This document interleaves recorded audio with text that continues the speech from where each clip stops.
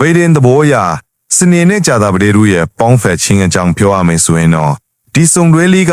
လူမှုဆက်ဆံရေးမှာစိန်ခေါ်မှုတွေနည်းနည်းများနိုင်တဲ့စုံတွဲလို့ပြောလို့ရပါတယ်နော်။ဘာလို့လဲဆိုတော့သူတို့နှစ်ဦးကြားမှာအယူဆမတူတာလေးတွေရှိတတ်လို့ပါ။ကြာသပတေးနေ့နံပိုင်ရှင်တွေကပျော်ပျော်ရွှင်ရွှင်လွတ်လွတ်လပ်လပ်နေရတာကိုနှစ်သက်ပြီးစနေနေ့နံပိုင်ရှင်တွေကတော့အရာရာကိုစီကန်းတကြနဲ့စနစ်တကျရှိစေချင်တာအုပ်ချုပ်ချင်တာမျိုးဖြစ်နေတတ်ပါတယ်။ဒါကြောင့်သဘောထားကွဲလွဲမှုတွေဖြစ်လာနိုင်ပါတယ်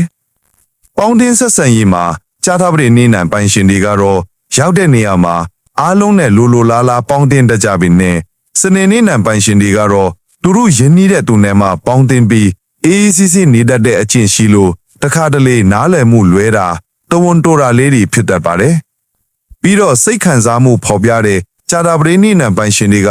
စိတ်ထဲမကြိုက်တာရှိရင်ပွင့်ပွင့်လင်းလင်းပြောတတ်ပြီးစကားများရင်အမားပါတတ်ပါတယ်။ဒီအချက်ကိုစနေနေ့နံပိုင်ရှင်တွေကတိတ်မကြိုက်ပေမဲ့တီးခံပြီးရင်ထဲမှာအကုန်သိမ်းထားတတ်တဲ့အချင်းကြောင့်တစ်ချိန်ချိန်မှာပေါက်ကွဲသွားရင်တော့ပြဿနာအကြီးအကျယ်ဖြစ်နိုင်ပါတယ်။ဒါပေမဲ့အစဉ်ပြေနိုင်တဲ့အချက်ကောင်းတစ်ခုတော့ရှိပါတယ်။အကြံဉာဏ်ပြည့်တဲ့ကြာသပတေးနဲ့အလုတ်ကိုစီကန်းတကြလုပ်တတ်တဲ့စနေတို့ပေါင်းဆက်လိုက်တဲ့အခါအလုတ်ကိစ္စတွေပညာရေးကိစ္စတွေမှာတဦးနဲ့တဦးကောင်းကောင်းမွန်မွန်အပလန်အလန်အားပေးကူညီပေးနိုင်ပြီးနားလည်မှုယူမယ်ဆိုရင်တော့ဒီစုံတွဲလေးအောင်မြင်စွာရှေ့ဆက်နိုင်မှာဖြစ်ပါတယ်။ဒါနဲ့ဟောစာတန်းတွေကိုအမြဲတင်ဆက်ပေးမှထက်လို့ဆရာရဲ့ TikTok အကောင့်ကို follow လုပ်ထားခဲ့ဖို့ပြောချင်ပါတယ်။